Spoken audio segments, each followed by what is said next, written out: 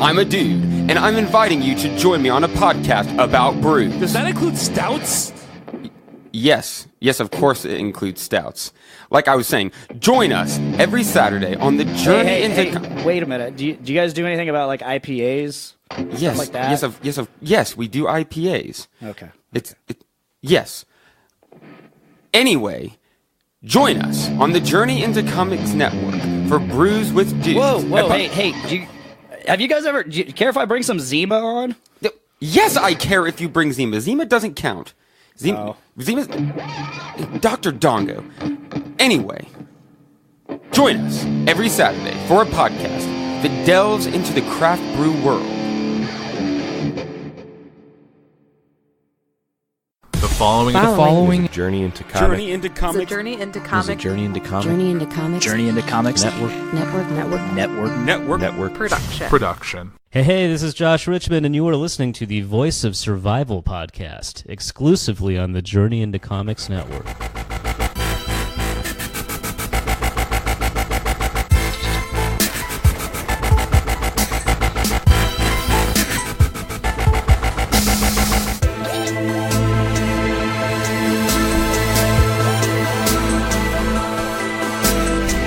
You're listening to the Voice of Survival podcast. Ladies and gentlemen, your host, Nate Phillips.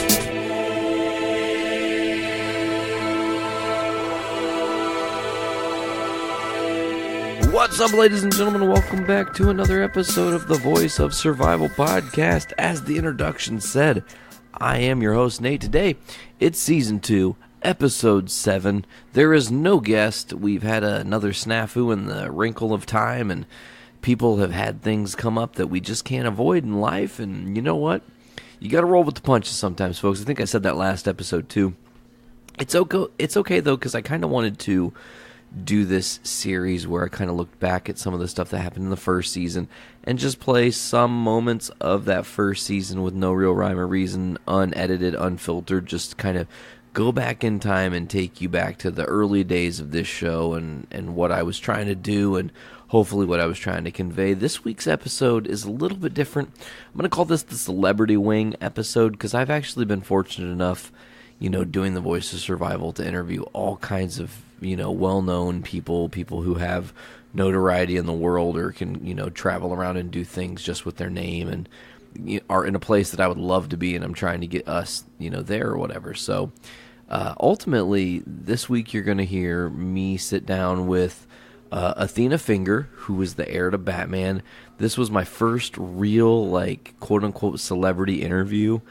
I'm ultra nervous, honestly. I was very taken aback that I was even able to make this happen and to have her on the show and fortunate enough to do it in general. It was really a crazy experience to be able to have her be on the Voice of Survival podcast. This was my first fucking season, my first attempt to do this kind of a show, and to land her was really cool. So, that was really fun, and it was, a great conversation that you guys are going to get taken back to.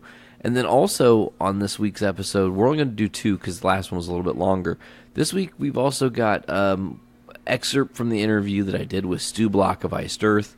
This is amazing because it was literally recorded on my birthday when I recorded that specific episode, and I had just seen them on the last show of their tour, and I got to see them on the first show of their tour, and there was there's all this craziness around this whole thing. So I've just been really honestly blessed, and I kind of feel like it's time to just peel back behind the scenes of the Stu Block interview a little bit more, because I got an opportunity to meet him behind the scenes and gave him a little care package and was just like, hey man, here's a care package to get you through your travels.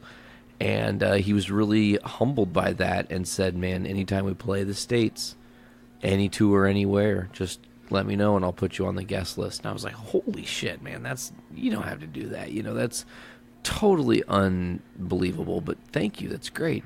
Of course, when they came to Chicago on that tour and it was the last show of the tour, I was like, can I please be there? And he was like, oh, absolutely. It'd be great. Brought him a care package again and got to hang out with him outside of the bottom lounge. Again, another fucking amazing experience, just meeting a person who I looked up to because musically speaking, Iced Earth has had a massive impact on my life.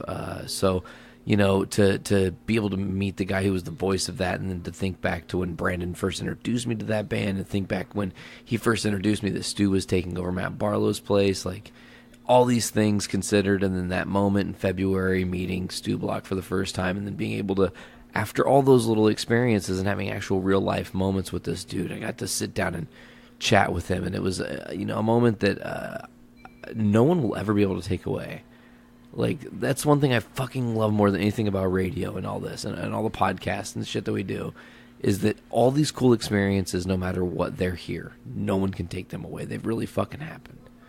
You know, and so I'm going to just stop with the bullshit chatter now.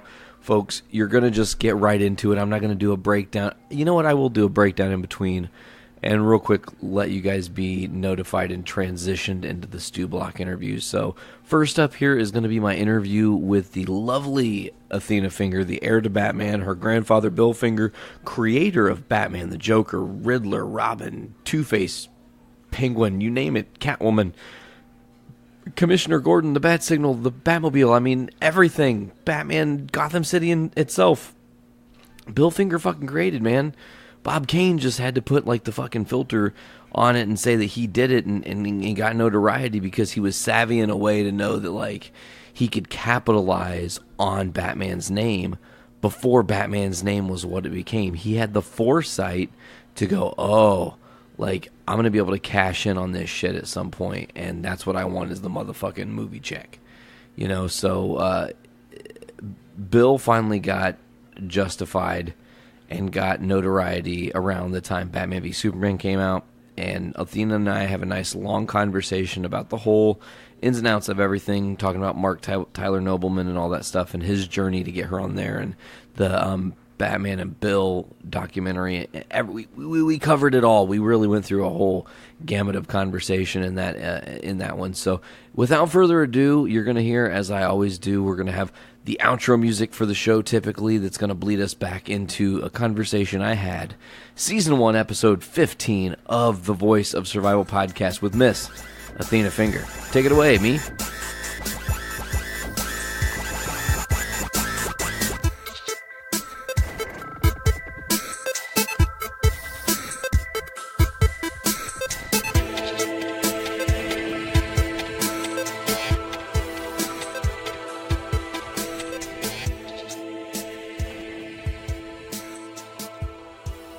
We've still got this big, dark mystery looming overhead of your journey and where everything kind of takes a crazy turn in your life. So you're living in Florida, you've built this family, everything's kind of going normal. You know, we haven't really dove super deep into it yet, but growing up, there is, I don't know how to word this, almost a cloud over your family because the legacy is not lining up with history at the moment. Correct. And I feel like, you know, it's one of those things that when you're younger and you really believe in something, you're like, damn it, I believe in this and I'm going to share with the world how I feel. And, you know, maybe I'm not going to make a lot of friends in that regard, or maybe I'm going to upset some people, but I'm going to stand for what I believe in. And at some point you get wore out from that and you almost throw your hands up in the air. Sort of. I didn't talk about it for a long time. So, when it did come back into my life, it was kind of a shock, but also a relief because it was time. It really was. It was time for it to be resolved and for the real history to come out. So. Absolutely. And the beautiful thing about this is now there is a legacy that has been restored. And not only has it been restored, but in a really beautiful way, you have enhanced the legacy that your grandfather really created. Because now there's this really, I mean, from the depths of my soul, I mean this like the most beautiful form of justice being served. And in a very sad and very poetic story, you get this awesome resolve. And now you've become this beacon for this character. It's a lot. Times we put it like that. It's like, oh my God, that's like intense. It's so intense. Well, I mean, as a fan of the character Batman, who we're talking about today, it's almost, it shaped my legacy as a person and the things I've aspired to do, and creating a whole podcast network where the linchpin of the thing was a comic-based show, and now doing an interview with you. It's just like this beautiful symmetry where Batman has affected me so much that I watched this documentary that Mark put together right when it came out. I think it was the Batman and Bill that's on Hulu, and right. As soon as I saw it, I was, honestly, a very naive comic book fan because I did not know the story of Bill Finger at all. And I've never been so shocked and amazed and humbled and also just like impressed with someone's drive to right a wrong, Well, it was something that Bill wasn't able to do for himself, even though he did, at one time tried to speak up for himself, but it didn't work. My father tried to get credit for his dad. Unfortunately, he passed away very young and wasn't able to see any kind of resolution for his father. So the burden really fell on me to make sure that something was resolved. Something. One way or another. Just the unknown really is worse than the known. Absolutely agree with that sentiment wholeheartedly. Like, having no clue if there's going to be resolution is just tiresome because your mind is constantly wondering the what ifs. What could happen? Yes. What could come? So when Mark reaches out to you, and obviously that journey is very beautifully told in the documentary of how he found you on MySpace and the beauty of the internet, you can just connect with anybody. Yes. So he finds you, and then it's almost immediately like, and you don't have to get too deep into this if you don't feel comfortable doing this or not, but I feel like it opened up a wound like right away. And you were just like, oh, it did. Oh, it was damn so extremely emotional. There was a lot of crying. My ex-husband, who I was married to at the time, didn't really understand why I was so emotional about it because it was something that I never talked about. So it was very tough for me emotionally. But it was also very exciting because here's this person who's showing so much interest and enthusiasm and really wants to get Bill's story out there and sees the injustice and that, look, there is a community of people out there that do know the truth and the truth is spreading. Because I never was part of that whole scene. I was never into going to conventions. I barely read comics myself. It just wasn't the culture that I gravitated towards. But I was totally into horror, and that's what I did. Oh, you like horror? Movies. That's awesome. Oh, yeah. So, and then when I was younger, I was making my own art. I was doing my own thing. I was creating. I was, I wasn't trying to be influenced by other people's art. I was trying to find my own at that time. So, it was really a shock, but exciting because he really was trying to get Bill's name attached to the Batman name. That was his ultimate goal, was for people to know the truth and what the correct history was. I'm gonna throw a number at you that you might not totally be aware of, but maybe you are. Who knows? According to how the documentary is told, and I know that there's sometimes movie magic and stuff, based on what they say in that, this journey for you with Mark finding you and then everything that kind of started at the premiere of The Dark Knight to now has been 10 years in the making. Yes. You've officially been in this for a decade and almost like a little... Well, no, I've been in it a lifetime. Well, you've been in a lifetime. Family. That's true. But the fight really, the idea of the fight really came to mind with me when my father passed away. But I was always discouraged. It's going to cost too much money, this, that, the other thing. How do you fight a conglomerate like Warner Brothers? Well, just even DC, because you have to think back in the early 90s, I don't think Warner Brothers had bought them yet. Oh, that's true. Then. Very true. My father passed away in 92, so I believe it was still just DC at that time.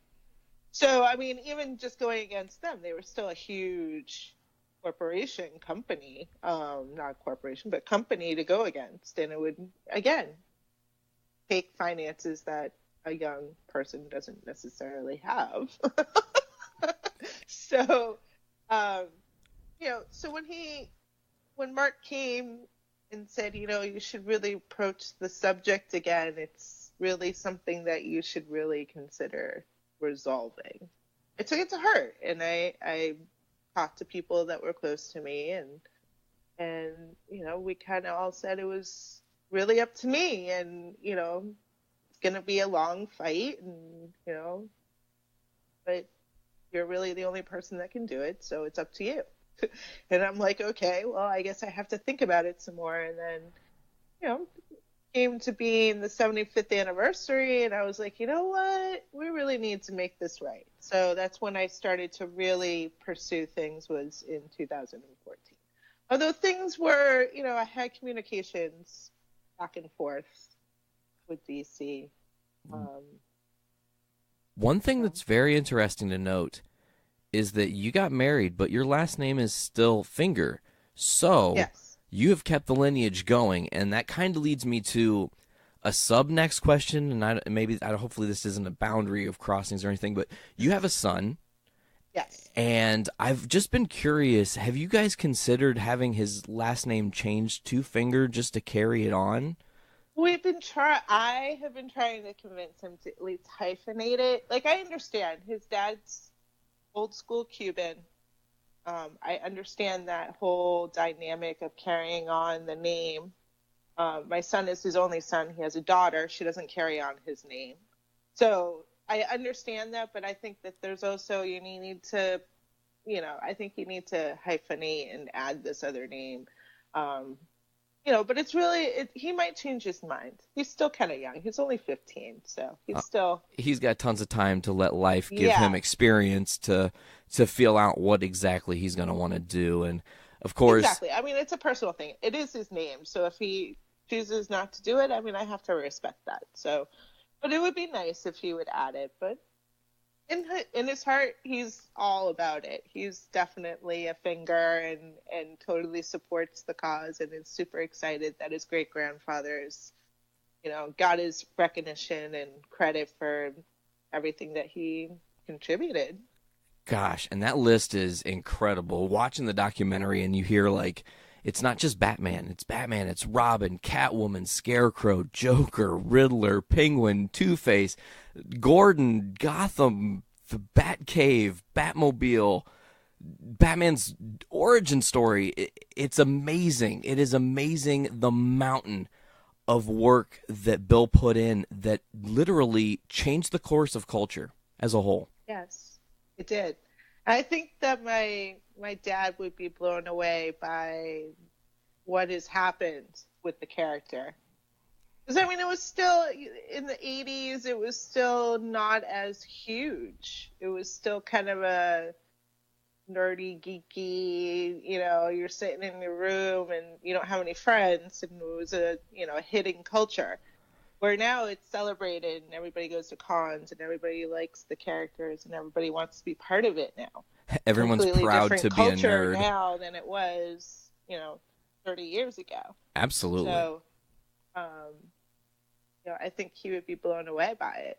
At times, I'm blown away by it. I mean, before Mark had found me, it used to be an eyesore. And I mean, you literally walk down the street, just walk one block down the street and count how many times you see the Batman symbol, a Batman character, anything related to the Batman.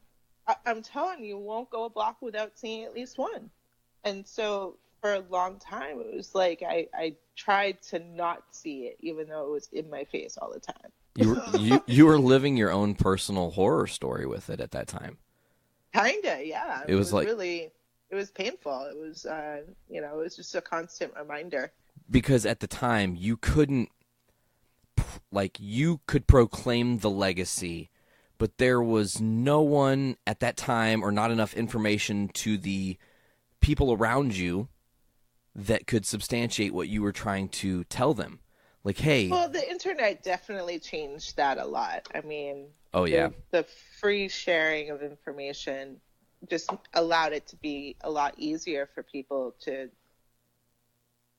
see that it's the truth. It's really, there are articles out there. There's people out there who know the truth, that worked with them, that worked in the industry, knew about the story. Like, there's confirmation out there now.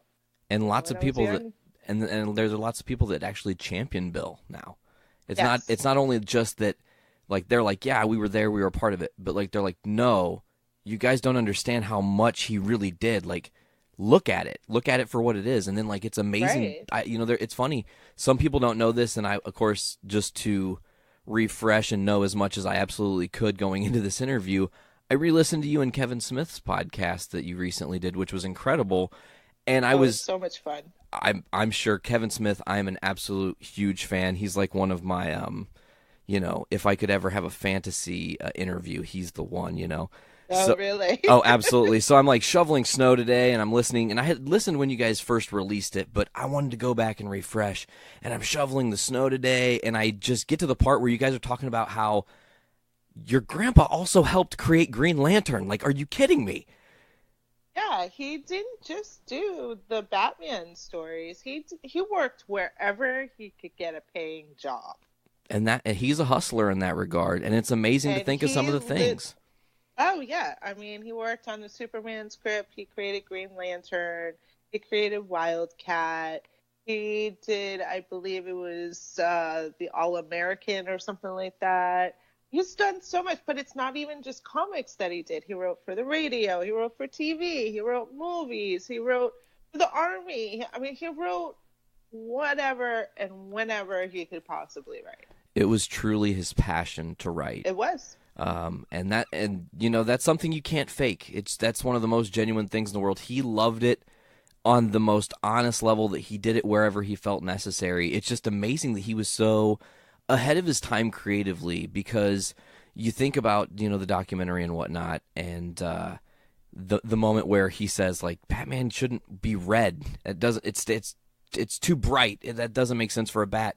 And the concept that he really thought about, what would a bat encapsulate? That's forward thinking in the 30s that just, it shapes society. It really does. It did. He was a very visual writer, and he was able to express it to people so that they could, hopefully portray what he was trying to show with his words. He was definitely ahead of his time. And he did a great job, and this is something that you guys, I think you talk about it in both the documentary and definitely on the podcast with Kevin Smith. Not to just regurgitate a little bit of information, but I just loved the fact that,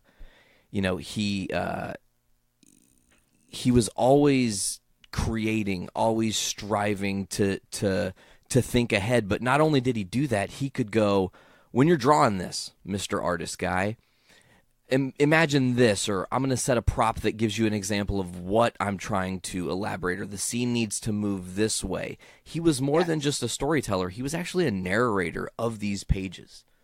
Yes. Which is very different. It's a different approach to writing. Absolutely. So the question I guess I'm going to lead out of this a little bit is, do you dabble in writing at all? No. Not something that really interests you? Really, no. Okay, but you got the art side of it, though. Yeah, I'm definitely all about the drawing and the painting.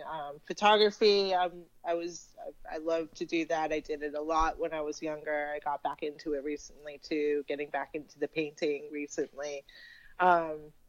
So, I mean, I'm going back to my original roots, which is the visual arts, which is a lot of fun for me. I get to play. I worked with a photographer who was old school, trained in film and old school lighting techniques. I worked with him for a couple years, and I learned so much.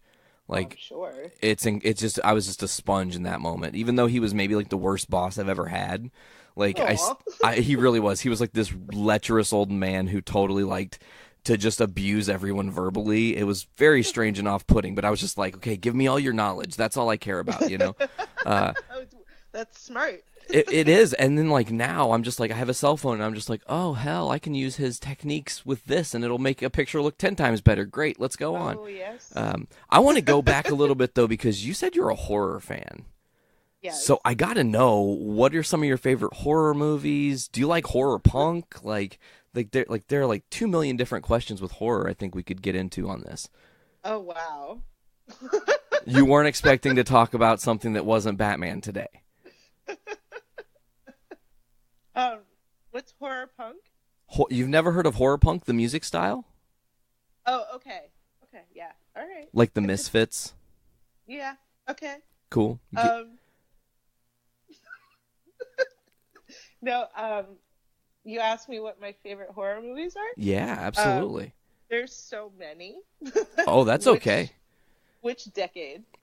Oh, well, let's start with like the classic like 50s horror. If we're looking at like, and I mean, if you have stuff that's earlier than 50s, please do indulge. I mean, I'm a huge horror buff myself. Those, let's see. I don't know the 50s so much, but Whatever Happened to Baby Jean is one of my favorites from the 60s. Awesome. The 60s is also when The Green Slime came out. I have to just put that out there since Bill wrote that one. Which is awesome. Thank you. Yeah, so, I mean, it's hand in hand. A fun movie. It's so fun. I love it. And there's some really interesting facts about that movie, too, because I did a screening of it at an art festival up here, and they're like, you have to talk before we do the movie. And I'm like, okay, what the hell am I going to talk about? I'm like Googling all these facts. I'm like, tell me about the movie. And like, there's some weird stuff about that movie. Oh, please indulge. Absolutely. Of course I want to know. Okay. Your grandpa wrote it, which is crazy. Okay, one thing I do need to ask leading into this, though. Did you know he wrote it before you watched it, or did you see the movie and then you learned, like, oh, whoa, grandpa did that. That's crazy. No, I knew beforehand. Okay. So let's go back into these crazy facts about the green slime. Okay, so first of all, the director of that movie was Japanese. Awesome. Okay.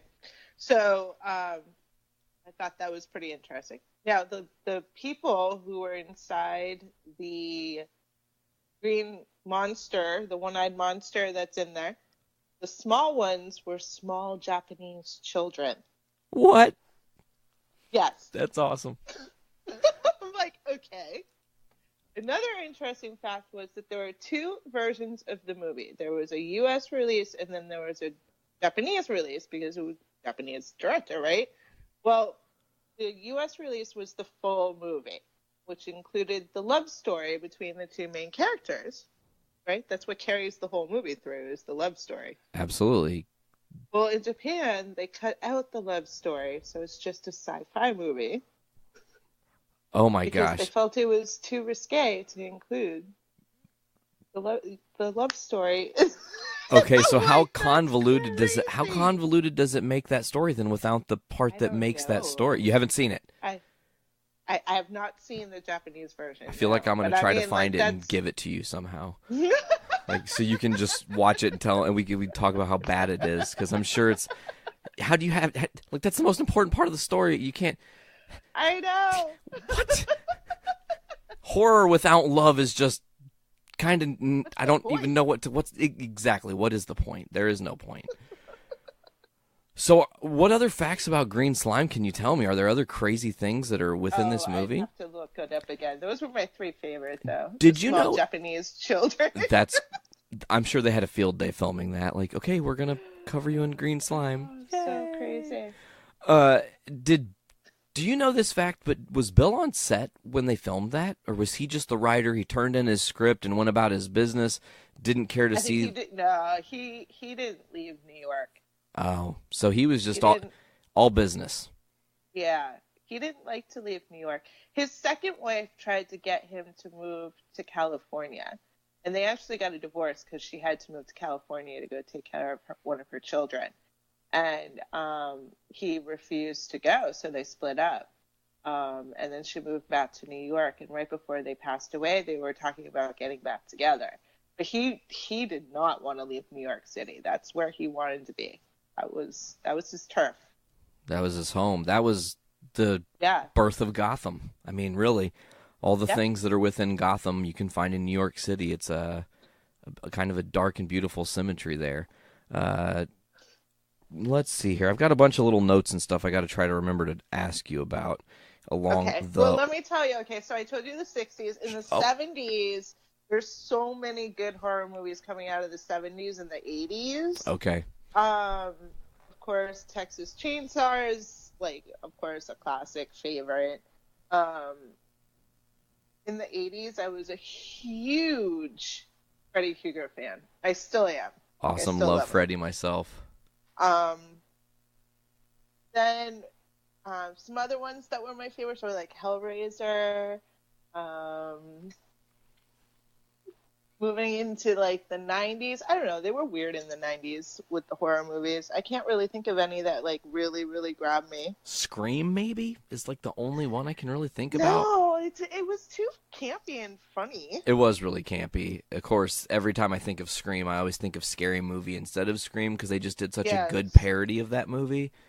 Although, I mean, Scream is a great scary movie if you're like not accustomed to horror. I mean, it's a great story. It's got a nice twist at the, like it's put together very well. But being someone who grew up watching the genre, it's like, this is hilarious. He's like, there's a formula for it. Don't say I'm gonna be right back. Woo! It's like, shut up. Every time you say I'm coming right back, you've definitely doomed yourself. Just give it up. It's over. Like, game over. You lose. I'm trying to think of other 90s horror movies. Chucky, I guess? Hard, right? Maybe the Child's Play Chucky movies are really... No, it came out in the late 80s. They were late. Like 87? Okay. So, okay, I think. That's probably about right. The 90s was like... Okay, so the 90s was like the big vampire time. Interview with a Vampire. Vampire came out. But I don't consider that a horror story because that's such a love story. Absolutely. So I don't consider that horror, even though technically, I guess, because it's a Dracula movie, it would be horror. But I don't know. It's just too beautifully done for it to be looped into that. So then that's just my opinion. Okay. Oh, I do have one 90s movie that I guess technically could be considered horror, but I don't know if it resonated with you, which would be the Blair Witch Project. Blair Witch. Okay, yeah, that came out in 99. So it was like right at the end of the 90s there. And that was, that was unique. That was a unique movie. It was the first of its kind. I was impressed with the fact that they did it in such a non-Hollywood way. You know what I mean? They really just were a couple people in the woods, and sometimes that's just scary, and then you have this other story going on with a witch. It was like, and the way that they did it wasn't like super effects. It was, it was kind of the first kind of found footage film that started that whole genre. Absolutely, and then I'm trying to think if there was anything else before that, but I can't really think of anything. No, and then of course from Blair Witch spawned the Paranormal Activity movie. Did that resonate with you at all? No. The problem with that is that my ex-husband was not into horror, so we didn't really see that many. During that time, I did see House of a Thousand Corpses, and I was not impressed with it. I was like, this is like towards the end when they go underground into the cave and the guy is there, and it's like just weird. It's like it took this weird turn. Like the whole beginning of the movie was just like Texas Chainsaw Massacre in a way, and then it went like, what? I watched it and I was like, huh? And I still like question. I'm like, where does this fit in? Like, it just doesn't make any sense. Someone come and check this out. Is this really horror? Are we counting this as horror? It's like, I'm confused. confused. Like, it was good up until this point. And then what happened? So I'm guessing that you were turned off by the Devil's Rejects then and didn't. No, but that one was so much better. Oh, okay. So I get you. Like, a standalone Devil's Rejects is really good. Like, you don't necessarily have to have the first movie to really understand what's going on in that movie, because they're just being chased by the cops. They're being chased by the cops for some reason. Who cares why? What's happening? You know what I mean? Yeah, that was actually really well explained. I'm going to have to go back and rewatch Devil's Rejects. I watched that like once and was like, whoa, okay, creepy. I don't know if I can... I'm a little bit different with my horror. Sometimes I get a little jittery, but do you watch oh God, what was that movie called? Japanese movie. They based Saw off of this movie. Oh, why can't I think of it right now off the top of my head? I don't know, but they've been putting out a lot of good stuff in the last, I want to say, 15 years. I remembered what it's called. What is it? Ichi the Killer. No, I haven't seen that one. It's a I don't know if it's on like Netflix or Hulu or anything. Maybe it's on a streaming service. I'll do some research after and let you know.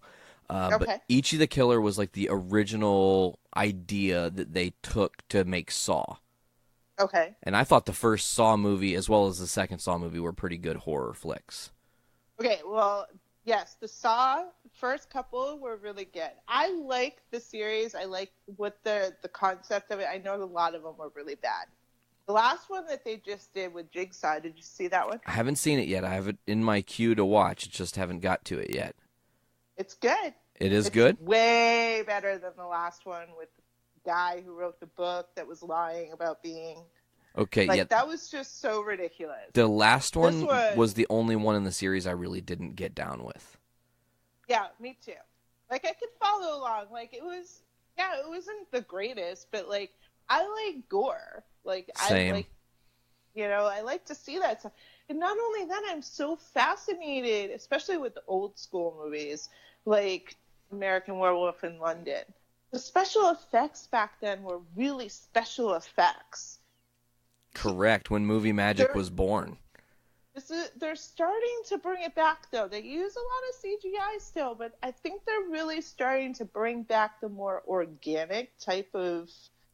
practical effects. Yeah, like the natural special effects where you really do interact. I mean, that was one of the things that I actually loved about the Freddy Krueger movies was all the super intense special effects that went into that movie. And I used to watch documentary after documentary about those movies and like, oh, that's how they did that? That's so cool. Like, wow, I would have never thought that.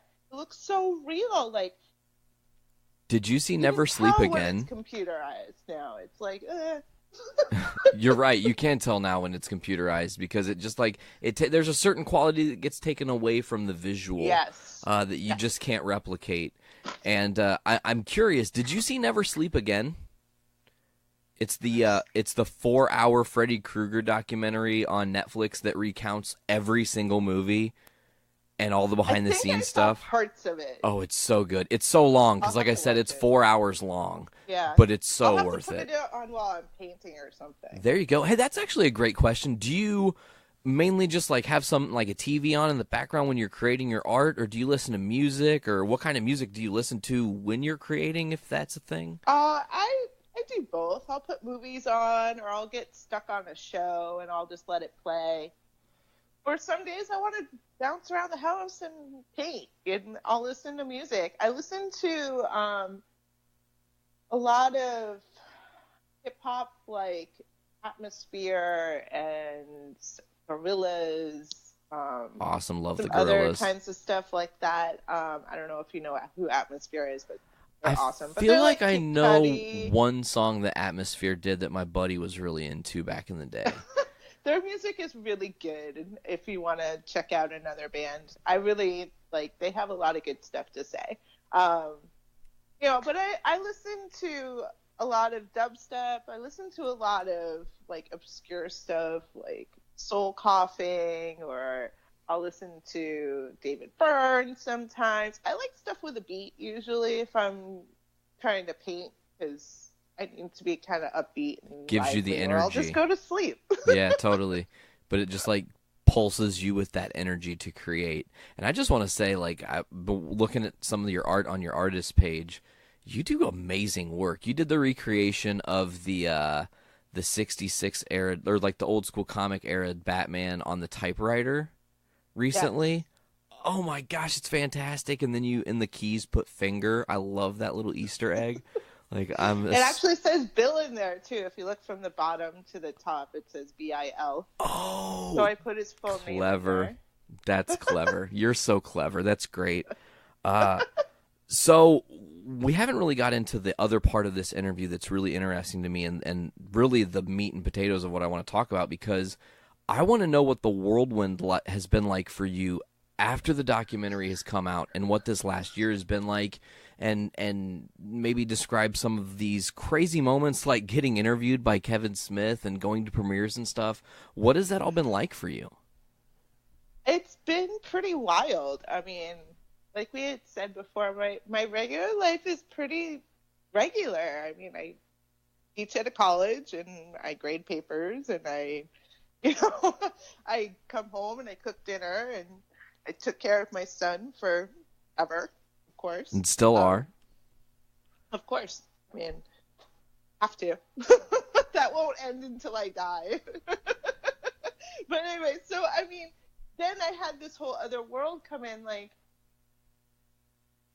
I'm quote unquote a celebrity, but I'm not a celebrity because I'm not, you think big name people when you say celebrity, but in the comic world, I kind of am, and I had to adjust to that because it's weird. It's like I'm just a simple person. I teach math, and I have my friends, and I do normal stuff, but I also represent this really huge thing, and it's like, wow, like I have to adjust to being in that spotlight, which is not always the most comfortable place to be.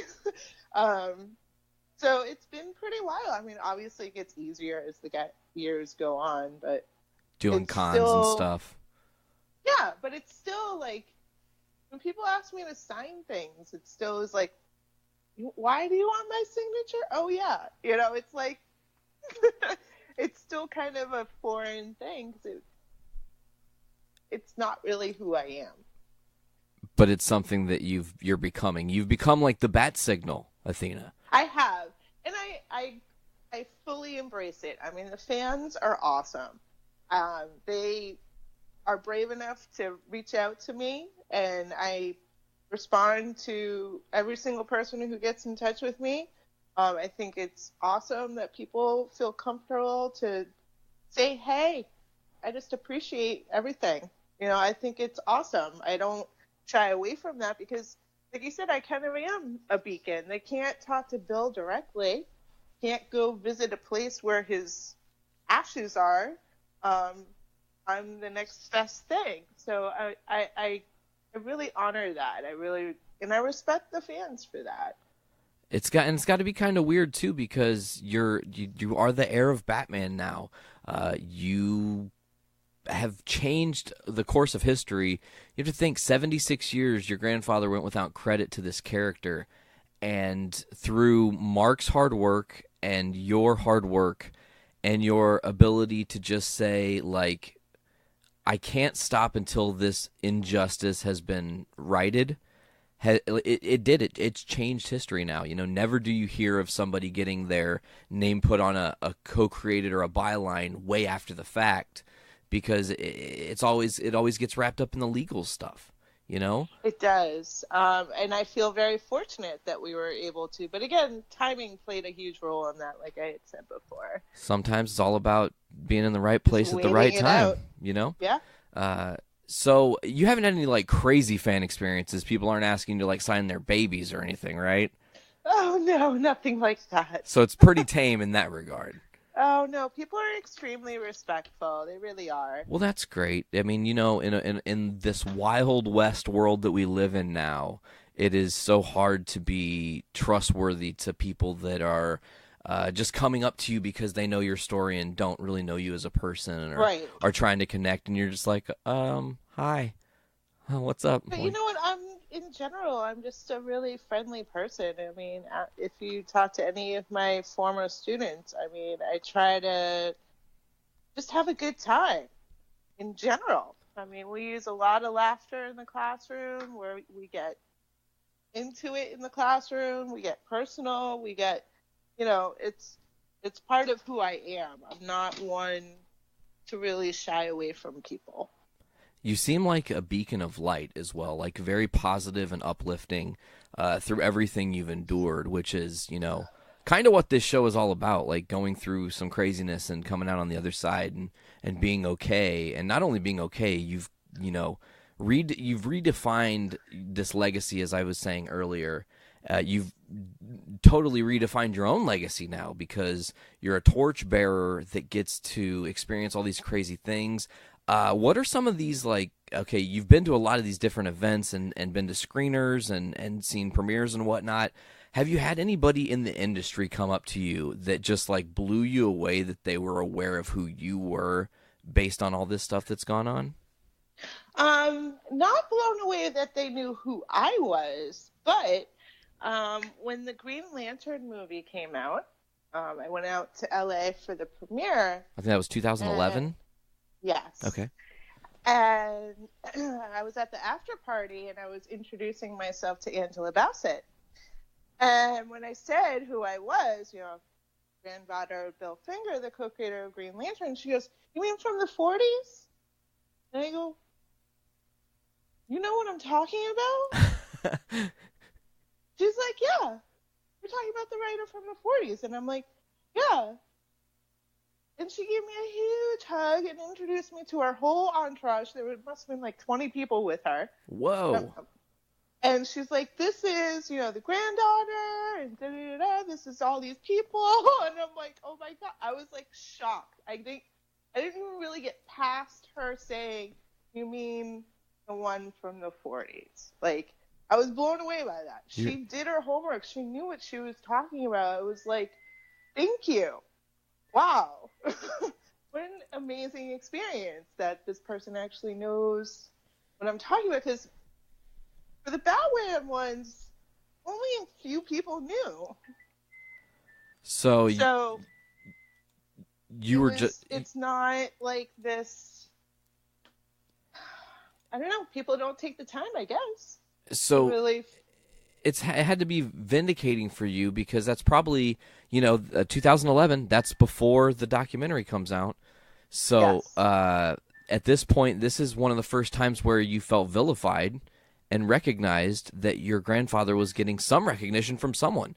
I mean, your whole life you had spent like trying to tell people what an amazing person he was and all these cool things he accomplished, and no one really getting the importance of it. And then now this is more of the tide turning to what's hip now and what you've been up to now.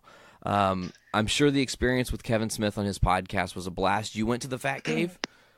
It was, yes. Oh, that's amazing. It was. It's kind of a funny story. I was chasing him down for several years. For 3 years, in fact, I was chasing him down to be on his show. And for whatever reason, it took that long. But it was such a delight to finally connect with him and be able to talk. And I wanted to thank him for having me on the show. And so I did a painting for him. And he was, shocked that I had something for him, first of all. And then he was just so delighted when I showed him what I gave him, and he was like, "This is amazing." I don't get presents, he says, right? And you're just like, really? I know. That's you're Kevin nice. Smith. What? How are people not showering you with gifts, you amazing creature? What? I don't know. But, I mean, it was such a delight to be able to connect with him finally. And I kept, meeting all these people that are in his circle and even close to his inner circle, and I still couldn't get to connect with him until last year. Finally! It's finally happening. It was finally yes! I had a question, and it's pervading me. Give me one hot second here. We were going. Well, I do want to ask this. Recently, and this has already happened. Okay. You were at the presentation for the street being named after your grandfather. How awesome was that? Yes. I was so surprised about that. Mark had been trying to do something for many years, something in New York to honor Bill, a plaque on one of the buildings he lived in, a bench in Poe Park, something. And so the city said, we're going to name a street after him that runs along Poe Park in the Bronx. Oh, man, which is where he and Bob created these ideas and, and collaborated. They would hang out in Poe Park talking stories and, figure out scripts and characters. And to be a fly on a tree in that park when they were conversing. I know. Man. Oh, that's just like shakes you to the core to think about. That was an amazing event. I mean, the people that came out, the school, they had a 5th grade class come out. They all did a little art project that they presented. One student spoke for the news. It was just an amazing experience. The mayor that was running for mayor, awesome. Such amazing energy from him. He was so gracious to be part of it. The whole thing was just beaming the whole time. It was amazing. And that's something that no one can take from you. You got to live this really totally incredible experience where this will forever be memorialized. And I just love that it's a part, it runs alongside of Poe Park, and it's just history right there in the moment. And my first time I go out to New York, that's one of my first stops without a question. Never been, but that's on the docket to do. And then of course, being my goofy self, I remembered that question that I slipped on for a second here. Okay. It's a follow-up question to something you might actually not be allowed to talk about. So if you can't talk about it, just say, hey, we'll discuss later or something. But on the Kevin Smith podcast, he says he wants to do a comic with you. Has anything been done about that? Have you guys worked on, talked about, collaborated, corroborated on an idea, brought it to DC, anything like that? He did reach out to somebody. We're just waiting to see how they feel about it. Interesting. I don't have anything else to report. I'm curious to see if it would happen. Like I said on Kevin's show, I'm a little intimidated, but I mean, I'll figure it out one way or another. I think you'd be great, and it would just be so, day one, people are lining up to buy this book. One, because it's you putting your heart and soul into a Batman story. And then two, it's you who is a creator, who has the finger name, who is not just helping write the story, but actually drawing these concepts and bringing them to life. It could be, I just see absolutely incredible things in that regard. And I'm very hopeful that that actually happens for you guys. I'm very curious to see if it's going to happen. If it does, it's going to be a lot of fun. Oh, totally. That's for sure. You'll have a blast. You'll have more stuff to do at Comic-Cons, because then people will have you come up and sign your books. How weird's that? Exactly. I'm a little bummed that Hulu isn't going to release the DVD of the documentary, but, Oh, they're not going to do that? No, they're not. Is it because they want to keep the exclusivity of it being streamed? Yes.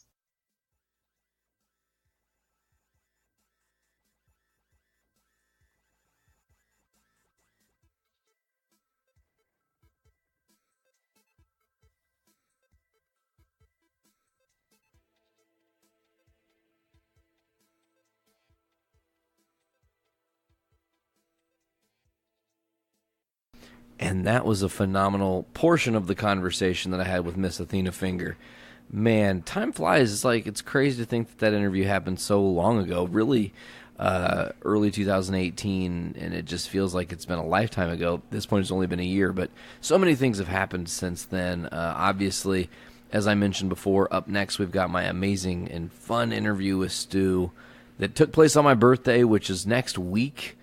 As you're listening to this, right? Today's the 12th. So, yeah, next Friday when Crucial Tunes Episode 7 comes out, 007, Nate's going to be bam, wham, shamalam, goddamn, turning 32, man. And that's crazy. So, right now, without further ado, here's my interview episode, I think it was episode 18 or 19, somewhere. I think it was 19. I think it was episode 19 of the Voice of Survival podcast from season 1. I didn't do my research. I'm a horrible host. Me with Stu Block from Iced Earth. And then that's going to be it, folks. So you're going to get the outro from me later on in that show because I'm just going to let that all roll out. You'll probably get the last half of this one. So here, without further ado, me talking to Stu Block.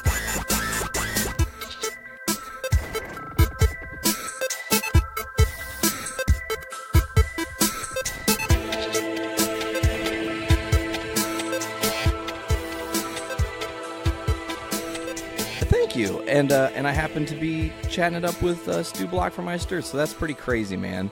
Well, I'm glad you think that's a birthday present, man. You could be doing far more exciting things on your birthday. Listen, stuff's pretty simple in my life. I'm not really materialistic that much. I got to see my dad today. I've got to see my family today. I get to talk to you. Like, it's a win. Hey, man, I'm glad to be part of it. Absolutely. Well, Stu, let's get right into your journey. While I met you in a parking lot in Indianapolis back in February and had a hilarious interaction with a little guy who was looking for a ride home.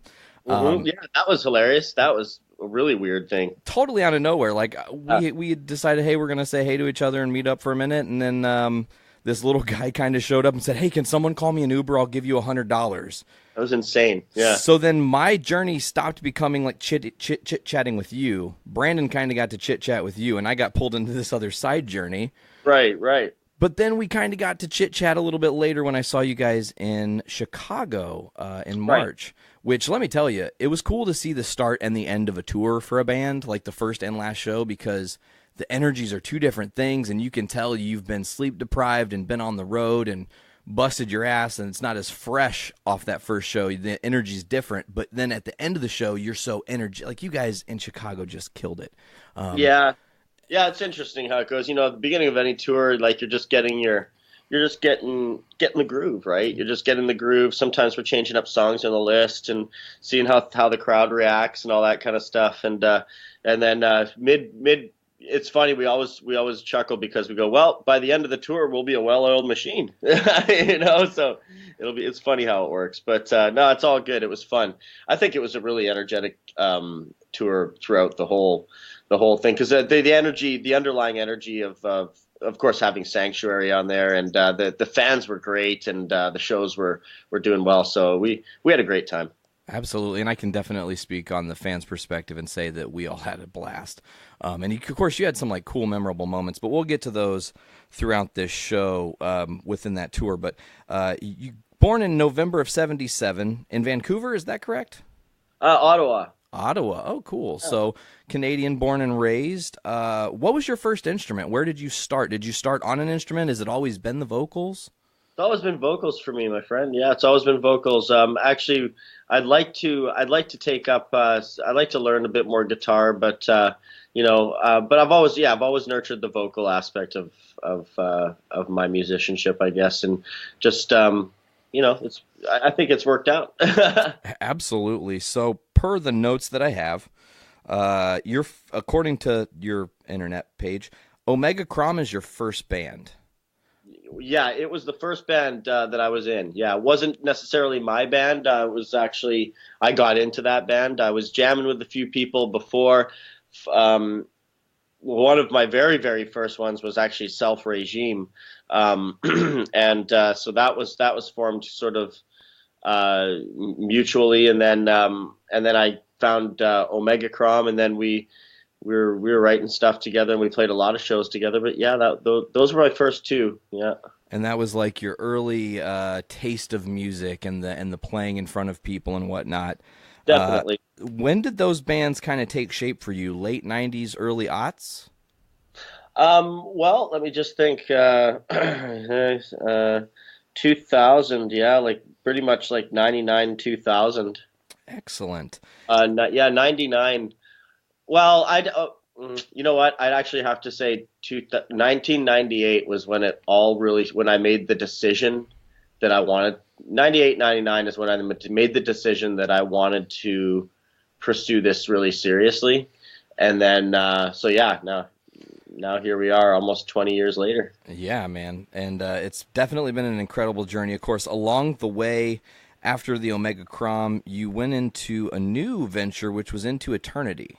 Yes. What is that experience like for you? That was killer because, of course, in Omega Crom, like I was doing the hybrid thing where I was doing the falsettos mixed with the death vocals and then the traditional classic power metal vocals, and then we toured with them, and then we played in Regina, Saskatchewan, where I live now, and we basically. Played at a place where the Tim Roth, the leader of Into Eternity, was there. I guess he heard about us coming in. He knew that, and he liked high singers, and he knew that I was doing the falsetto stuff, and we did that. We did that show. And we also did a cover of Painkiller and Welcome Home by King Diamond. Amazing. Yeah, and then it was funny. I never really got to meet him after the show. He just kind of took off. But I was like, okay, well that sucks. And then he contacted me later. And he said he was really, really impressed and that he wanted to try me out. And I guess the rest is history. I came out there and tried out and got the gig. Gig. It was a really cool transition because it was like I've been from the lowest level all the way till now, right? So I've done every level with a couple of different bands. I've done every different level of touring that you could possibly imagine, right? Everything from the lowest fucking end, not playing to like 4 people, on no stage and basically no PA, you know what I mean? And to playing freaking arenas with, it's really been a cool thing to see those transitions, actually, come to think of it. I mean, from you, like you were saying, from local bars where you're playing for a couple people, they say like, what's a monitor? We don't know what monitors are. We just fuck off. Just yell if you have to, whatever. You're like, right? No, I'm a singer. I need to hear what's going on, man. Yeah. And then from that all the way to like Ancient Corion, where you guys played Cypress. Those are 2 very far apart spectrums that are incredible, right? Sure, for sure. And I think dues were paid to get there, and we had. There's a lot of shit you have to go through in order to get to that point, or to be at those or those moments of achievement that you feel are moments of achievement. I feel I'm success is relative, right, to the person, right? But I think I am probably one of the most successful people I know. I mean, there's really, like, I'm very proud of what I've done, and I could, God forbid, but I could die tomorrow and I'd be very happy. I wouldn't regret anything, or I'm not going to be on my deathbed regretting anything, because I took chances and I did stuff and I'm very proud of what I've done. And I, just because I'm not a millionaire, success, like I say, success is relative. I know people that are very successful in music and that have big houses and that's their level of success, and that's success for them. But for me, my levels of success is just doing what I've done. I'm happy. That's great. And if I make $1 million doing it, which I don't think I'll ever do, but that's not my goal. Money is not a goal. But if it ever happened, that's just the gravy, man. That's perfect. That's great. You know what I mean? I can save more cats. That's awesome that you brought up cats, because obviously you're a humongous cat lover. Anybody who follows you on Instagram can easily go through and see a ton of different cool cat pictures and things you've memed with cats and whatnot. Sure. Does that mean we should just start calling you Lucifer? Or Stuciper? Yeah, Lucifer, right? No, but they do call me it's funny because I'm kind of like a cat. When I'm on tour, I sleep like 13, 14 hours a day. I don't party a lot. I mean, I pick my battles, of course, and whenever I say I'm going to party, they're like, "Oh, fuck." You know what I mean? Because I'm like, I pretty much go off, but it's very rare that I do. So, they put me in the hockey helmet and give me a bottle of whiskey and say, "Don't hurt myself." But, but it's, they call me the cat because I sleep a lot, man. And I'm like always kind of, sleeping. So like, oh my God, it's the cat. Go wake up the cat, So maybe I am spawned from a feline, some sort of feline from a past life. Who knows? Well, and on this past tour, you did a lot of climbing. I mean, I'm just saying. A lot of energy on that show, for sure. Brent's drum riser had you all over it. I saw many pictures where you were on top of that thing, and then, of course, in Chicago, you were able to do that. Not the same in Indy, because that place was so low-ceilinged, I do recall. Right. But anyways, going back to Into Eternity, you guys released 2 albums together in your time with the band, Scattering of Ashes in 2006 and The Incurable Tragedy in 2008. Now, in the middle of that, in 2007, you got to tour with one of your, I do believe, favorite bands in Dream Theater, right? Yes, yeah, we got to do that. That was great. Yeah, that was pretty spectacular freaking moment, man. Like we were all super stoked on that one for sure. It has to be an unreal experience for you. Oh, it absolutely was. Absolutely was. Yeah, it was you know, I love James LaBrie. He gets a lot of hate, but so do I, you know, and whatever. Like I'm a big fan of him, and I'm a big fan of Mike Portnoy. And we made friends, you know, and it was really cool. They were all very down to earth, and we had a great time on that tour. Man, all we got was I think we were playing 20 to 25 minutes a night or whatever. I think we got a 30 minutes one night, but we were giving it our all, and we were just happy to be there, man. We were simply just happy to be there and playing with some of our idols. So definite.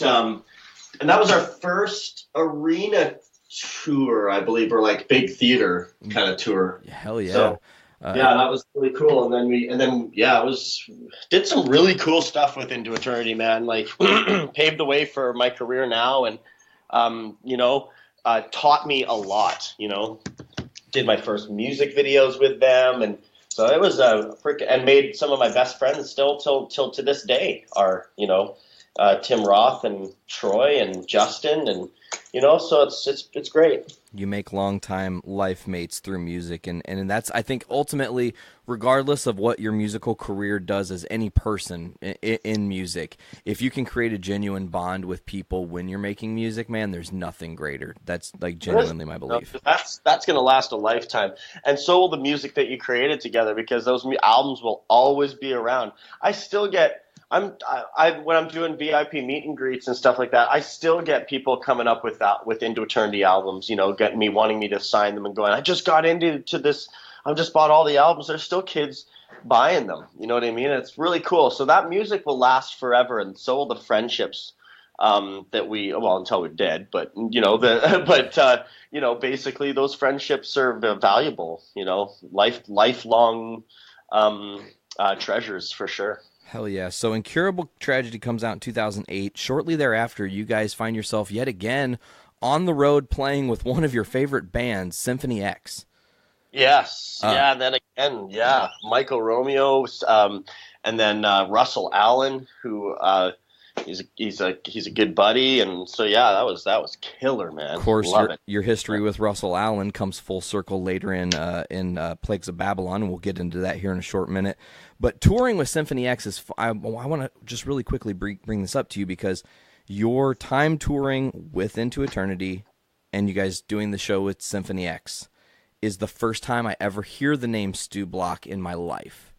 Okay. And Brando comes up to me, and he sees you guys open for Symphony X in Chicago. I think it was the Pearl Room in Mokina, but don't quote me on that. And he goes, man, we were at the show, and I went to see Symphony X, and I'm stoked to see Symphony X, right? And I was like, yeah, man, I like Symphony X quite a bit. I think this was like right after Paradise Lost had just come out. And he goes, dude, the opening act blew me away. And I was like, okay. And he's like, you don't get it. And he played a couple tracks from one of the 2 albums that you had done with Into Eternity, and it blew my mind because your range is insane. So I'm very curious, where do you build your ability to build that range vocally? Well, it's always kind of been there. I don't know, I've had a natural ability to do those kinds of things, but because I started out in Omega Crom, I was doing like this sort of like I started building it back then in like 1998. And I just kind of knew that I could hit the high stuff, and I love doing the death vocals.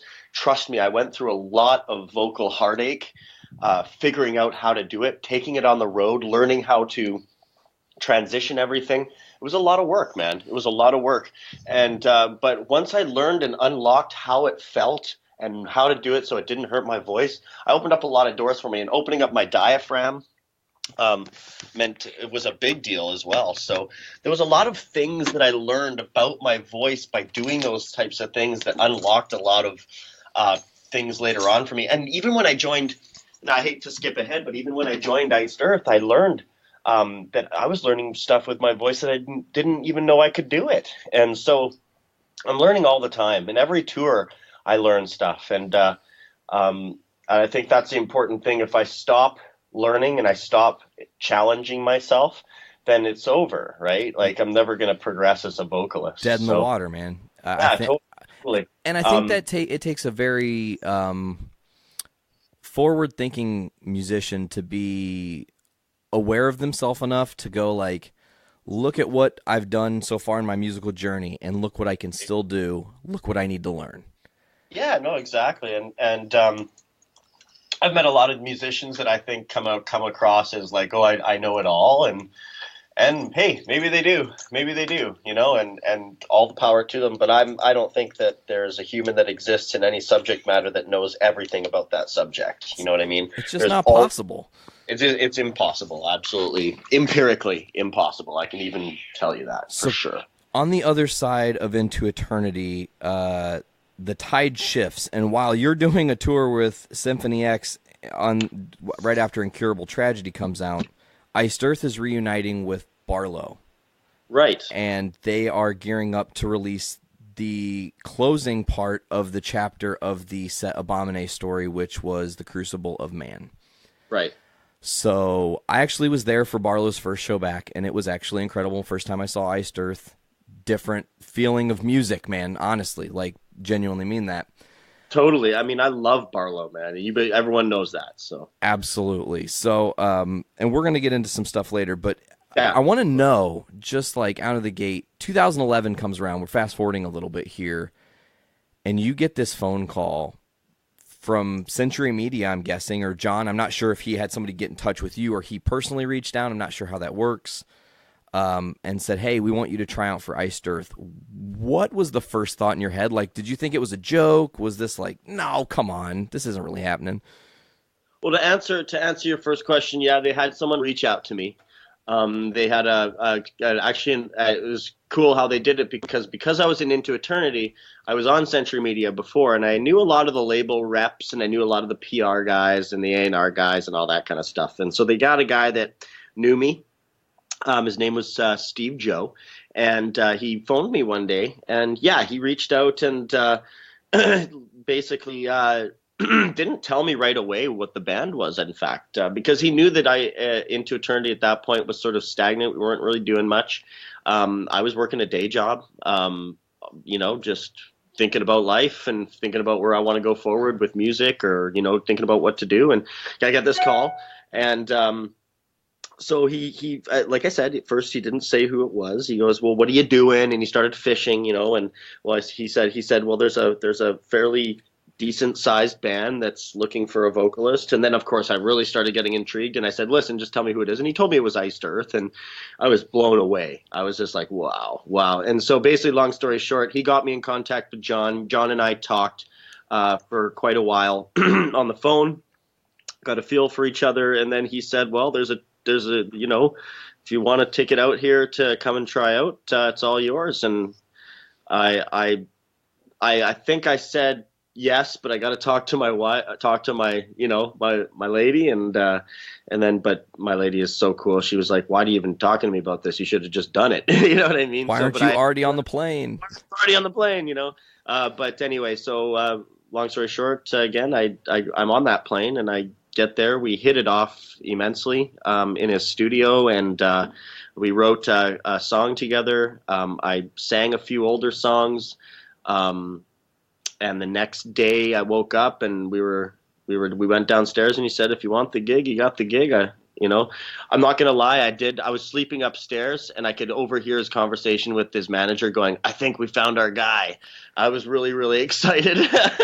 Was there any part of you like going, I hope they weren't talking about someone else? Yeah, maybe, you know, I think I remember going, I hope they're talking about me. But then I went downstairs for bacon and eggs, and sure enough, I was who they were talking about. So I was very proud, and phoned my lady and said, well, this is what's happening, and I said, I'm going to take it, and we're going to do this. And here I am. So, but yeah, it was amazing. It was a really cool experience. And the electricity, and John and I, again, we'll touch on this later, but the cool thing about this whole thing is that I made one of my very best friends ever, and John and I have connected so closely through the creating music together, through touring together, through doing the ups and the downs. We've experienced death together.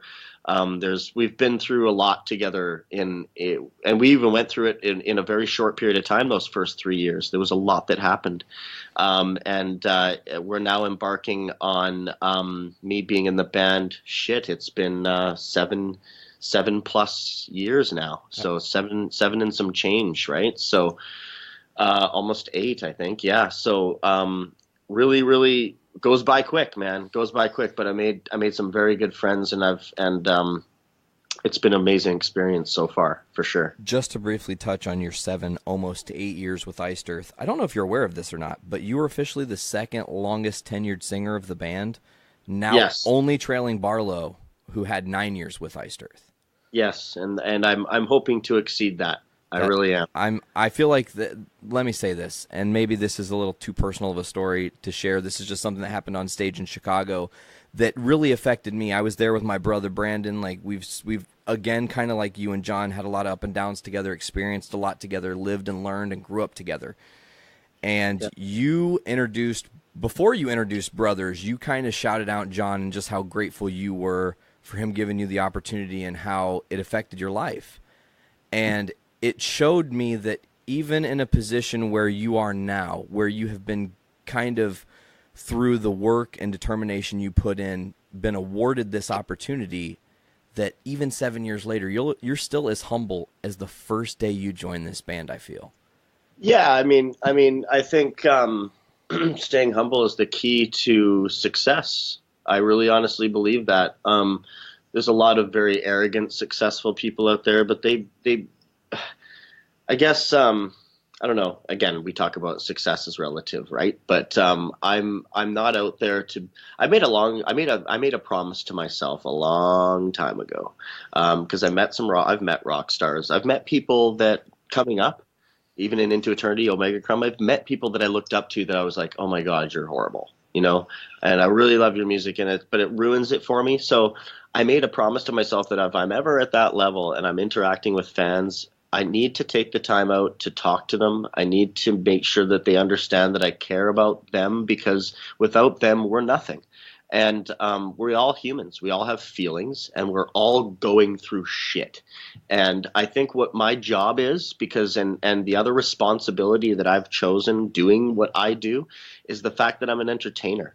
At the end of the day, I am an entertainer, and I'm very blessed to be able to entertain by helping write music that helps me therapeutically as well, by getting a message out there that I want to get off my chest, or talk about something and people can connect to it. But I also have a responsibility to know that that our fans, without them, we'd be nothing. And I have to be humble for them as well, because if it's not going to help me, or it's not going to help them in any way by spreading any negativity or trying to be someone I'm not, because people eventually, they do see through that, and the fans are smarter than that. But and a lot of these people, and I've found a lot of people that connect to our music, there's a lot of people that have depression issues, and there's a lot of people going through stuff. So it is my responsibility to make sure that I'm cautious as to how I interact with them, because I don't want to hurt them in any way either, right?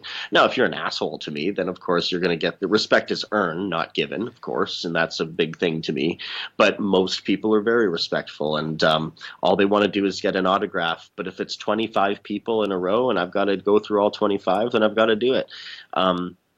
I try to do special things for certain fans because, you know, maybe they can't come out, but at the end of the day, you know, I've chosen to be an entertainer. So it's my responsibility to be the person the best person I can be, that people can connect to, because they're already connecting to the music. Why ruin that by being a dick?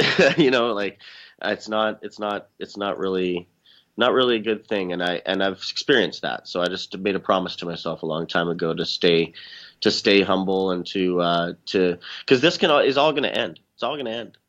Everything ends, bro. It's all going to end. So, and one day I'm going to look back and all I'm going to have is pictures, and all I'm going to have is the friends and the people and the relationships that I made along the way. And I think those are going to be the most valuable things. So, I don't want at the end of the day looking at it going, no one wanted to hang at because I'm not doing this anymore. No one wants to hang out with me or even talk to me because I was a dick to them. And that's where did that get me? It gets you nowhere. Right. And so anyway, that's all I got to say about that. But basically, just stay humble, and because, talent is definitely is like it comes from a natural place. I'm not going to say it's God given, because I'm not a religious person, but, it's definitely naturally ingrained in a person. And we're given that opportunity by humans to be able to live our dreams in this sort of illusionary manner, which is an illusion. I sell an illusion every day. That's really what it is, TV, movies, music. But if we're going to be part of an illusion, at least within that illusion, I can be selling something real or be telling a real story. If they want me to be this person that I'm not, I'll never be that, you know what I mean? But at least I'm going to show the truth of what I'm doing and not be contrived about it, Well people said, man. People see through that. People will totally see through that. Absolutely. So slamming into this, you get offered the gig, and then it's pretty much, let's get into writing a new album immediately. How was Dystopia for you, getting your bearings right out of the gate with this new band, and experiencing John as a co-songwriter who has his hands in a lot of the elements of Iced Earth? Some would say almost every element of that band. Yeah. How was that experience for you, just watching him almost the master at work while you're still getting your bearings, as it were? Oh, it was very inspiring. I mean, it's to see him, the work ethic that he has is a very, very high level of work ethic. He's especially in the writing process and in the recording process, it's 14 to 18 hour days, literally every day for him. He doesn't sleep much. He's always doing something. So, he'll get burnt out a little bit, maybe have to sleep in till 8 a.m. But he's a well-driven machine, and it's really interesting watching it all happen, because without that, without that kind of leadership or that kind of imagination and that kind of drive, I just don't think that they'd be where they are. I don't think that he would be where he is and created the brand that he's created, because it's really a brand that he's created. Iced Earth is a brand, and from every aspect but he's built such a high quality brand that nothing that he doesn't put out anything that isn't to either his standards or that or a higher quality. You know what I mean? It's always has to be quality first for him. So it's very inspiring, and if it takes time for him to create that quality, that's fine. If he's given a time constraint, he will create the highest quality product he can within the time and money that he's given. He's not going to cut corners, but he will take it to he's a take it to the maximum kind of guy. Like, he always makes sure he maximizes what he's been given. And I think it drives true with his personal life, and it drives true again with the way he carries himself, and it's a very cool thing. It's a very cool thing. So he's definitely a leader at heart, and he loves the band. He loves and like I said, he loves the band, and I'm sure he loves how much work he's put in. I'm sure he looks back and he goes, holy shit, I've done a lot of work. That's a lot of albums, and that's a lot of hours. That's a lot of work. So, I mean, it's something to look back and be proud of, and I think it's really cool. I'm going to throw another stat at you amidst our conversation here, because you're talking about work ethic, and I feel like, whether you're aware of this or not, your work ethic is also just unsurmountable to anybody else, because you have the most shows within Iced Earth as a lead singer, more than all the other singers combined. Yeah, I've done. Yeah, we were looking at it, and I've done more touring than every singer. I mean, that's got to just take a tax and a toll on your body and on your throat, and on a little bit has to be on your mental too. So, I mean, kudos to you. Toll on everything, man. It's but we're warriors. This is what we were meant to do, and I think I knew what I was getting into when I joined the band. When John and I first talked, he said, I want to be out there more. I want to be touring more because that's where we got to be, and we sure did. Absolutely. You guys embarked on a crazy tour that went like 3 years almost, or 2 years, 3 years. Yeah, almost 3 years. Yeah. So and then a little tiny break, and then Plagues, which we didn't do tons of touring on, and then we had to take a brief little break, and then now we're back at it again. But we've done even with the small breaks that we did take. I think there's still a shit ton of shows, man. Yeah, I've done a lot. I've done more than a lot of the. Yeah, I've done I think the most than any singer in Iced Earth for sure, and I'm very proud of that. And of course, it does. Like you're saying, does it take a toll? Of course, it takes a toll. I've never really experienced major vocal problems where to the point where I could not sing. It only happened to me actually once in all my years of actually singing since Omega Crom and stuff, and it actually happened in Iced Earth, and it happened in freaking Scotland or something like that. I woke up and I couldn't hit it was air coming through. I couldn't do anything, and it was the freakiest thing. And then the next day it came back, and I've never experienced the problem again. So something happened there. I'm not too sure what. It was the perfect storm, and but the fans were great about it. You know what I mean? We basically told them what was going on, and they were still absolutely killer. Because if there's one thing about Iced Earth fans, is that they are some of the most loyal heavy metal fans out there, and they see past all the bullshit. They see past a lot of the bullshit. So, which is really cool. So they were there for us, and but yeah, it does take a toll on relationships too. I mean, not that it's ever really taken a toll on my wife and I's relationship, but to the point where yes, we do miss each other, and yes, we want to be home more with each other, but this is what I do for a living, and it. But she's very understanding, and she's a musician as well, so she knew touring and stuff like that, so she's very well aware, and we have such a great relationship that it really never hurt anything. But missing your family, of course, it's a big thing. You want to be home, you miss birthdays, you miss anniversaries, you miss all these important things, and but at the end of the day, I chose to be an entertainer. And I chose to make sure that people that did have a bad day at work or a bad week or something like that had something to look forward to by coming to one of our shows and watching us have a great time, and then they can forget about their problems, right? So then that's kind of what I signed up for. I think that to go back to the thing that happened to you in Scotland, one thing that is also to be said about Iced Earth fans, while loyalty is a huge thing, they all really love to sing as well. Yeah, exactly. So it's all right, So I'm sure you were probably just like, well, I guess you guys are going to have to help me tonight, That's what we did. I said, that's probably something exactly that I said. I said, you know what? You guys are just going to have to help me tonight, and let's have a great time. Let's party. So getting back to Dystopia real quick before we're going to move into Plagues and then into the rest of this here. So when Dystopia comes out, you're now not a fan of, you're still a fan of Iced Earth, but now you're a member of Iced Earth. What is how do you take the reception from the fans of Dystopia and what I thought was a lot of positive reviews on that first album for you in this band? Yes, and I agree. I would agree with you. I was really happy about that. We did.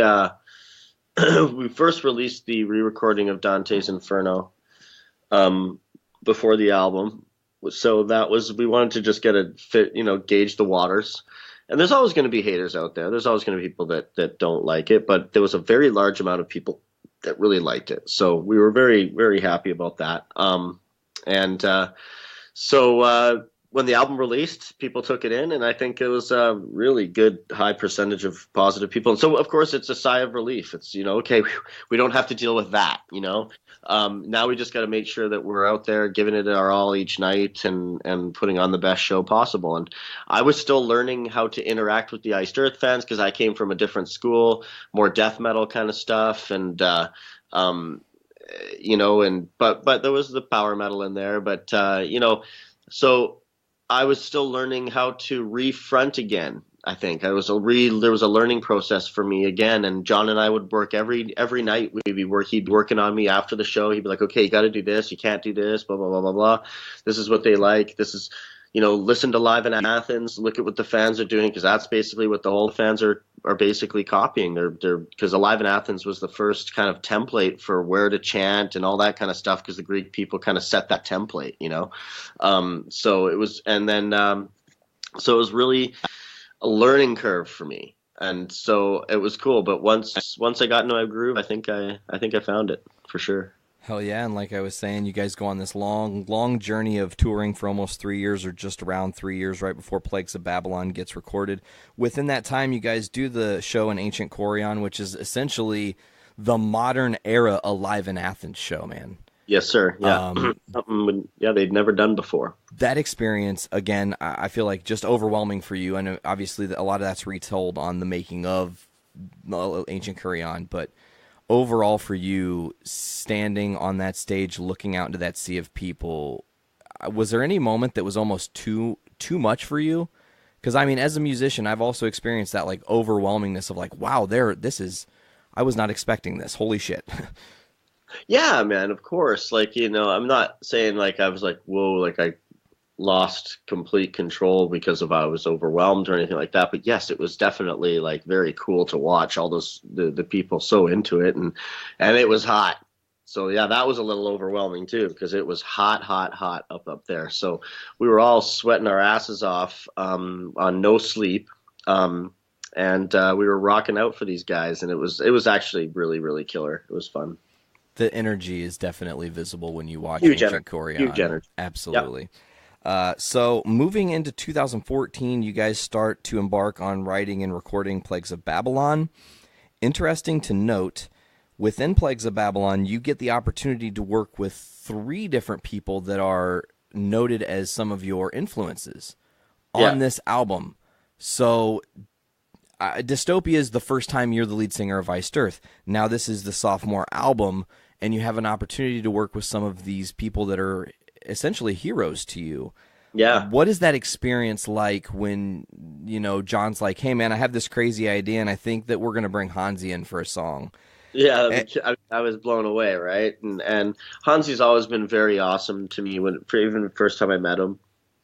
He's just a really humble, again, another humble, down-to-earth, awesome guy. Again, the guy that every front man should he's like the Freddie Mercury of metal, man, but just not gay. You know what I mean? Like, I want that to be on a t-shirt. Right, but he's just so, like, emotional and so talented, and he's a really humble guy, very nice. He's always been super nice to me. So yeah, it was obviously a freaking treat to be able to be on the same. I actually we got to sing together on stage, which was great, and then we did the song together, which was great. And then, of course, you guys also Hansi appearing on Among the Living Dead, but you guys also did a cut of Highwaymen. Russell Allen appears on that, as well as Michael Poulsen from Volbeat.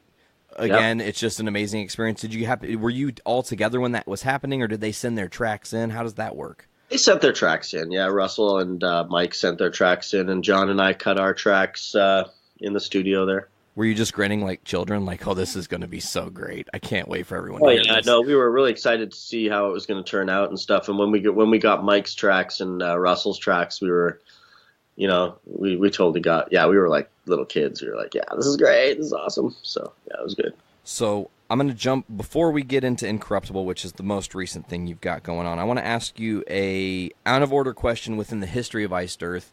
Mm-hmm. Okay, so Iced Earth has done several, themed or concept albums.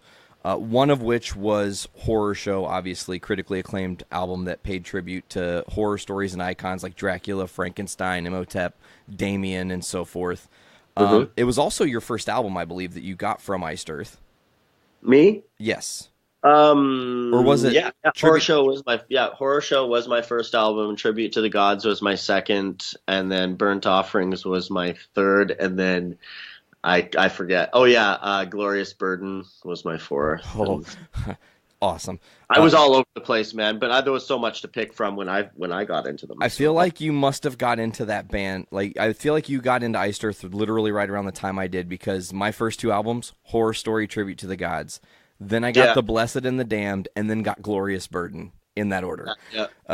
So curious from that question that I just asked about Horror Show, if you had the chance, now that you're a member of this band and an integral part, to go back in time and they're going to bring Horror Show back to the front and you get to take an icon or a horror story that Iced Earth has never touched and do a song about it, what would you do?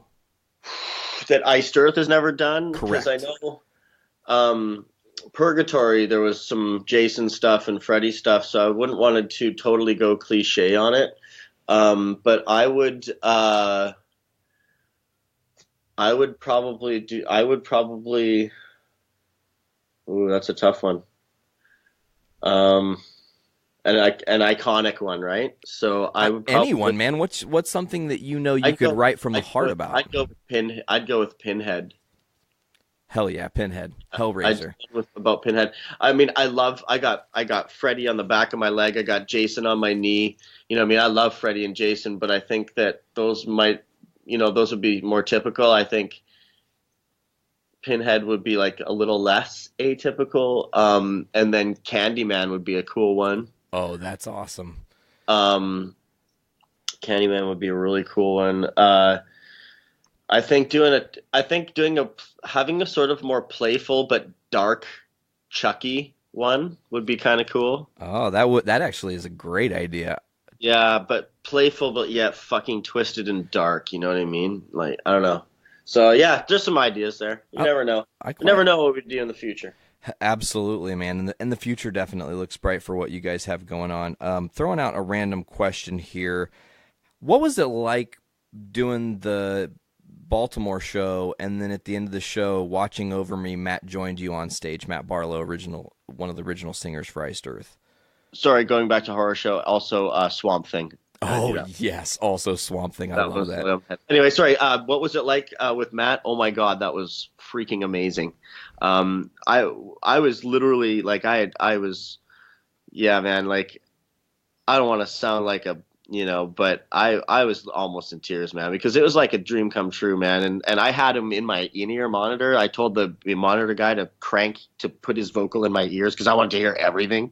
And it was freaking amazing, man. It was an honor, and it was amazing. And again, another humble, awesome dude. Again, all singers should take a template from Hansi and him as well, because for being humble, because there's just super humble, down to earth guys. And yeah, but Matt's super great, and I think he had a great time too. I think he had a really fun time, and I think it was really amazing to see John and him together. And John was just so happy seeing him on stage with him, and I think it was all in all just a really, really, really cool thing for everybody. Was that the first time you had met Matt? No, I toured with Matt. I toured with Iced Earth in Into Eternity. Really? Actually, I don't think I knew that. Yeah, so there's a tidbit for you. Into Eternity toured with Iced Earth in 2007, I believe. Don't quote me. 2007, 2008. 2007 maybe.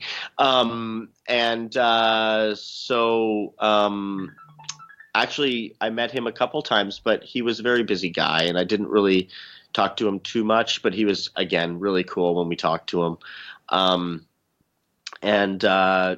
John actually did hear me warming up backstage once, and he peeked his head and he goes, "Man, you got some killer pipes, blah, blah, blah." I was like, "Funny, little do you know, I'm going to be your singer." That'd be so weird. But yeah, so that was cool. That's definitely probably a little memory that you have that you'll never forget? Like, oh my God, John Schaefer told me I had great pipes. And now you tell him, and he probably doesn't necessarily remember that moment, but is like, wow, that's crazy. We've talked about it before, and I think he did say he remembered. So, that's great. Hell yeah. So we move into the future now, and it's coming up on 2016 early, leading into 2017. You guys start writing and working on Incorruptible, and now you're a well-oiled machine, man.